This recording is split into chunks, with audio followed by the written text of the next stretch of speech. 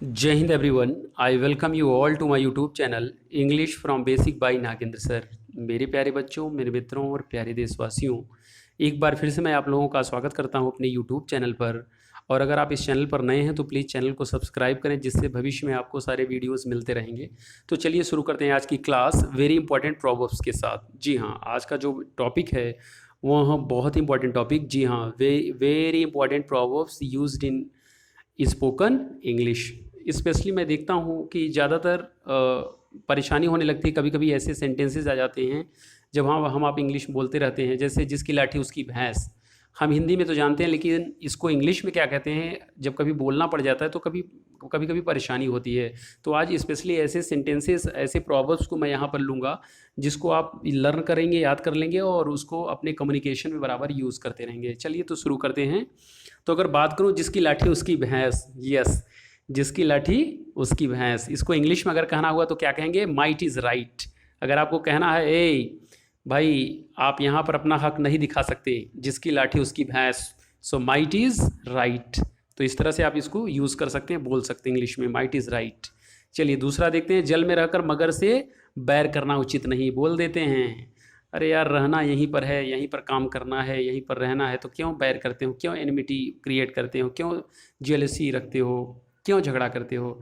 तो अगर आपको इसको इंग्लिश में कहना है कि जल में रहकर मगर से बैर करना उचित नहीं, तो क्या करेंगे आप, क्या बोलेंगे इसके लिए? It's hard to live in Rome and to fight with the Pope. Yes, आप इंग्लिश में कैसे बोलेंगे? जल में रहकर मगर से बैर करना उचित नहीं है, इंग्लिश में कहना होगा तो आप कहेंगे it is hard to live in Rome and to fight with the Pope. Yes, और वाई डू यू फाइट, आप ऐसे बोल सकते हैं यार क्यों झगड़ा कहते हो, जल में रहकर मगर से बैर नहीं करते। आपको ऐसे अगर इंग्लिश में कहना है तो आप कहेंगे oh why do you fight यार, it's hard to live in Rome and to fight with the pope. So you can use in such way in English.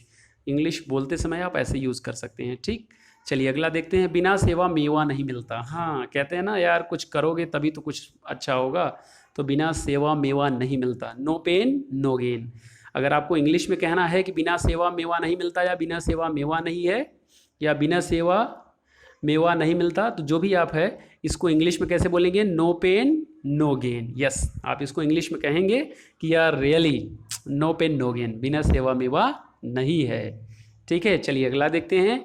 जाके पैर न फटी बिवाई, वो क्या जाने पीर पराई। यस, जिसको कभी कोई परेशानी आया ही नहीं तो उसको क्या पता चलेगा परेशानी क्या होता है। जिसके ऊपर कभी दुख पड़ा ही नहीं, जो दुख में कभी दुख का अनुभव ही नहीं किया, जो कभी रियलाइज़ ही नहीं किया सैडनेस को, तो वो क्या जानेगा सैडनेस क्या होता है।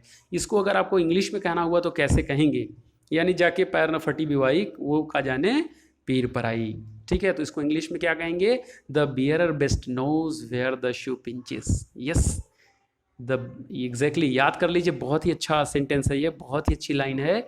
The bearer best knows where the shoe pinches, जाके पैर न फटी बिवाई का जाने पीर पर आई। जिसको तकलीफ होती है वही जानता है। आपको इंग्लिश में कहना हुआ तो आप ऐसे ही कहेंगे, जैसे आपको हिंदी में कहना हुआ जिस किसी को आपको कुछ बुरा लग गया, कुछ ऐसी बात हो गई, तो आप दूसरे से कहते हैं ना कि यार तुमको नहीं पता चलेगा, मैं झेल रहा हूँ दुख, मुझे पता है। तो जिसको तकलीफ़ होती है, जिसको परेशानी होती है, वही जानता है उसका हाल, वही दुख को एहसास कर सकता है। तो आप इंग्लिश में बोलेंगे the bearer best knows where the shoe pinches. Yes, you will speak in such way. चलिए अगला देखते हैं। बंदर क्या जाने अदरक का स्वाद। जी हाँ, बंदर क्या जाने अदरक का स्वाद, बहुत ही फेमस है, बोलते हैं अक्सर लोग। तो कैसे कहेंगे इंग्लिश में इसको? अगर आपको कहना हुआ बंदर क्या जाने अदरक का स्वाद, to cast pearls before swine. Exactly, आप इंग्लिश में कहना हुआ अगर किसी को कि बंदर क्या जाने अदरक का स्वाद, तुम्हें क्या मालूम, तो आप इंग्लिश में कहेंगे to cast pearls before swine. Yes, आप इस तरह से इंग्लिश में बोलेंगे। चलिए अगला देखते हैं। एक तीर से दो निशाने लगाना। जी हाँ, ये भी बहुत इंपॉर्टेंट है। एक तीर से दो निशाने लगाना। ठीक है, एक यानी एक पंथ दो काज, इसको ये भी कहते हैं एक पंथ दो काज, एक तीर से दो निशाने लगाना। इंग्लिश में कैसे कहोगे? Killing two birds with one stone. Yes, killing two birds with one stone, इसका मतलब एक तीर से दो निशाने लगाना। ठीक है मेरे बच्चों, तो आज के लिए इतना बहुत है। चलिए फिर मिलते हैं अगले वीडियो में बहुत ही फिर से इंपॉर्टेंट टॉपिक के साथ। तो मेरे बच्चों चलते चलते एक बार फिर से आपसे अनुरोध है, if you learn something from this video please share this video among your friends. So let us meet in the next video again. Jai Hind everyone. Jai Hind.